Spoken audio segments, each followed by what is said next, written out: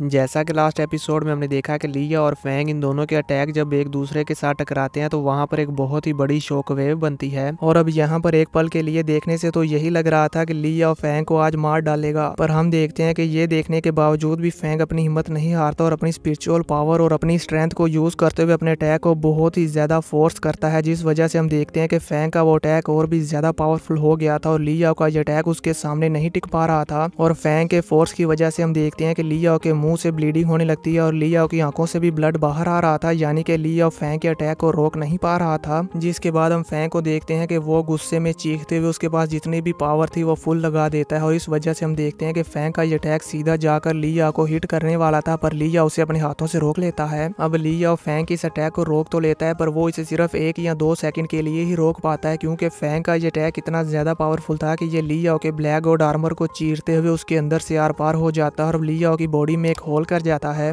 ये देखकर एल्डर याओरा और एल्डर वेलिडमीर को बहुत ही बड़ा झटका लगता है और वो कहते हैं क्या ये कैसे हो गया। जिसके बाद हम सुप्रीम कोर्ट में खड़े सभी वॉरियर्स को देखते हैं जो ये देखकर कहते हैं ऐसा नहीं हो सकता, ये इम्पॉसिबल है। लिया को इस तरह से हारते हुए देखकर एल्डर यी साइड को तो यकीन ही नहीं होता कि लुवो फैंग ने लिया को हरा दिया है और वो गुस्से में कहते हैं लुवो फैंग मैं तुम्हें नहीं छोड़ूंगा। तभी एल्डर यी साइड के पीछे से एल्डर येन हाई आते हैं और वो कहते हैं कि ये कैसे हो सकता है, लिया ने अभी अभी ब्रेक थ्रू किया था और वो लुवो फैंग से बहुत ही ज्यादा पावरफुल है, लुवो फैंग लिया को कैसे किल कर सकता है, ये इम्पॉसिबल है। तभी वहां पर उन सभी वॉरियर्स में से एक वॉरियर आगे आता है और वो लुवो फैंग की हेवनली फॉरबिडन शटल को देखते हुए अपने मन में सोचता है आखिर ये किस तरह का वेपन है जो कि इतना ज्यादा पावरफुल है। जिसके बाद हम लीडर होंग और वॉरियर ली शैन को देखते हैं और ये दोनों ही फैंग के इस अटैक को देखकर काफी हैरान होते हैं। अब हम लिया को देखते हैं जो कि काफी ज्यादा इंजर्ड हो गया था, पर वो अभी भी हार नहीं मान रहा था और कहता है क्यों, आखिर ऐसा क्यों हुआ। और वो कहता है कि मैं ये एक्सेप्ट नहीं कर सकता, मैं तुम्हारे हाथों नहीं मरूंगा चाहे कुछ भी हो जाए। जिसके बाद लिया यहाँ पर एक और अटैक को रेडी करने लगता है और हम देखते हैं कि इसकी वजह से लिया के बॉडी पार्ट्स का साइज बड़ा होने लगता है। लिया के मसल्स, लेग्स, आर्म, चेस्ट इन सब का साइज काफी बड़ा हो जाता है, जैसे कि ये कोई बॉडी बिल्डर बन रहा हो। लिया के साइज को इस तरह से बड़ा होता हुआ देखकर फैंग, एल्डर वेलिडमीर, एल्डर याओरा तीनों ही काफी ज्यादा शॉक हो जाते हैं। एल्डर वेलिडमीर ये देखकर बहुत ही ज्यादा गुस्से में आ जाते हैं और वो कहते हैं कि ये लिया अपने आप को ब्लास्ट करने की कोशिश कर रहा है। ये सुनकर एल्डर याओरा फैंग से कहते हैं लुवो फैंग जल्दी से फाइटर जेट पर आ जाओ, पर हम देखते हैं कि लिया फैंग को भागने का मौका ही नहीं देता और वो बहुत ही ज्यादा स्पीड के साथ फैंग के पास आ जाता है। ये देखकर लीडर होंग और वॉरियर ली शैन भी काफी ज्यादा हैरान हो जाते हैं कि आखिर ये लिया करना क्या चाहता है। जिसके बाद हम लिया को देखते हैं जो कि फैंग के पास आकर वहां पर एक बहुत ही बड़ा ब्लास्ट करता है, जो देखकर एल्डर याओरा कहती है अगर कोई बियॉन्ड गॉड और वार वॉरियर इस तरह से अपनी वैटेलिटी को जलाकर खुद को ब्लास्ट करता है तो उसकी पावर एक न्यूक्लियर बॉम्ब से भी काफी ज्यादा होती है। और अभी लिया और फैंग के जितने ज्यादा करीब है, इतने करीब होते हुए इस ब्लास्ट को रोक पाना बहुत ही ज्यादा मुश्किल है। इस अर्थ पर ऐसा कोई भी नहीं है जो कि इस धमाके की इतनी ज्यादा क्लोज रेंज से जिंदा सर्वाइव कर पाए। और फिर वो आखिरी बार लुवो फैंग को आवाज देती है और हम देखते हैं कि तब तक बहुत देर हो चुकी थी और वहां पर ये ब्लास्ट हो चुका था। इस ब्लास्ट की एनर्जी इतनी ज्यादा हाई थी कि आप सभी लोग स्क्रीन पर देख सकते हैं कि इसका धमाका कितना ज्यादा बड़ा था। सुप्रीम कोर्ट में मौजूद सभी वॉरियर्स ये देखकर बहुत ही ज्यादा डर जाते हैं और उनके पैर भी कांप उठते हैं। एल्डर यी साइट और एल्डर येन हाई भी ये देखकर काफी हैरान होते हैं और लीडर होंग और वॉरियर ली शैन भी। जिसके बाद हम उस बॉम्ब ब्लास्ट वाली जगह देखते हैं जहां पर हर तरफ धुआं ही धुआं था। तभी वहां पर एल्डर याओरा अपना फाइटर जेट लेकर आती है और फिर जब उस जगह से सारा धुआं खत्म हो जाता है तो वो अपने स्मार्ट फाइटर जेट को वहां पर लैंड करते हैं। जिसके बाद एल्डर वेलिडमीर फाइटर जेट से बाहर आते हैं और एल्डर याओरा भी बाहर आ जाती हैं। जिसके बाद ये दोनों मिलकर वहां पर फैंग को ढूंढने लगते हैं। कुछ कदम आगे चलने पर इन्हें वहां पर धुएं में एक गोल्डन एग नजर आता है और हम देखते हैं कि ये गोल्डन एग और कोई नहीं बल्कि फैंग की हेवनली फॉरबिडन शटल होती है जिसने फैंग को प्रोटेक्ट कर लिया था। और अब हम देखते हैं कि वो एग चमकने लगता है जिसे देखकर सुप्रीम कोर्ट में मौजूद सभी वॉरियर्स काफी हैरान हो जाते हैं। जिसके बाद हम देखते हैं कि वो एग ओपन होता है और उसमें से लुवो फैंग बाहर गिरता है। यहाँ पर फैंग इतना ज्यादा वीक हो गया था कि वो अपने पैरों पर खड़ा भी नहीं हो पाता और अपने घुटनों पर गिर जाता है। फैंग को अभी तक जिंदा देखकर एल्डर यी साइट और एल्डर येन हाई दोनों ही काफी ज्यादा चौंक जाते हैं और सुप्रीम कोर्ट में मौजूद सभी वॉरियर्स को अपनी आंखों पर यकीन ही नहीं होता कि फैंग इतने बड़े ब्लास्ट के बाद भी जिंदा बच गया। फैंग को जिंदा देखकर लीडर होंग भी खुश हो जाते हैं और उनके फेस पर भी एक स्माइल आ जाती है। तभी वहां पर एक वॉरियर आगे आता है और वो कहता है कि लुवो फैंग के पास ये जो वेपन है ये तो बहुत ही ज्यादा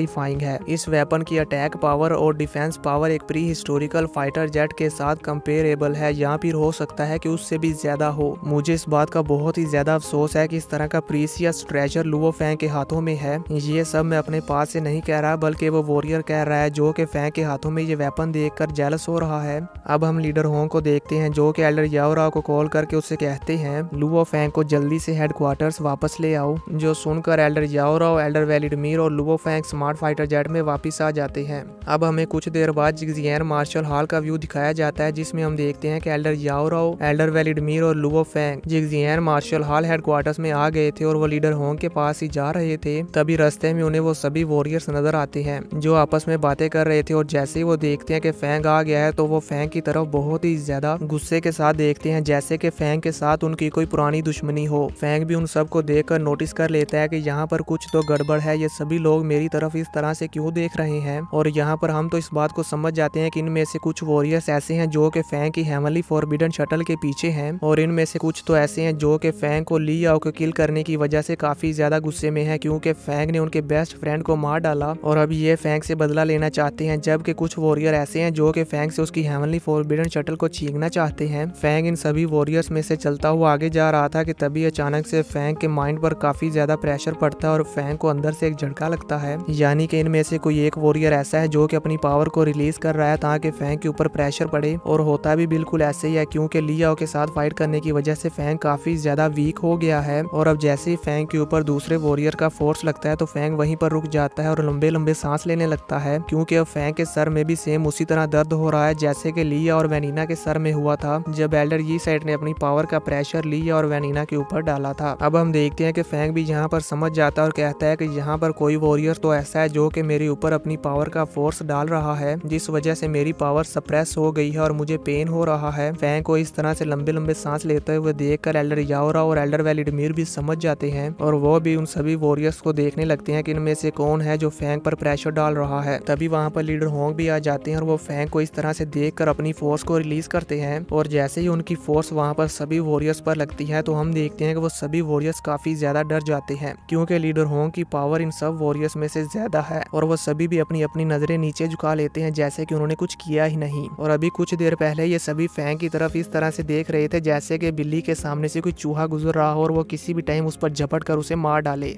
और इसी के साथ ये एपिसोड खत्म हो जाता है। तो देखेंगे नेक्स्ट एपिसोड में कि लीडर होंग इन सभी वॉरियर्स के साथ क्या करेंगे।